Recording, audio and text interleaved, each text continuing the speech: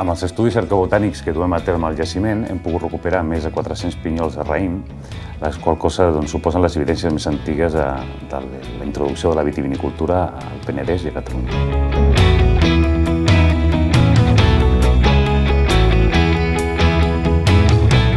Per recuperar aquestes llavors utilitzem tot un sistema de treball que consisteix en cribar tota la terra que anem trobant a les sitges.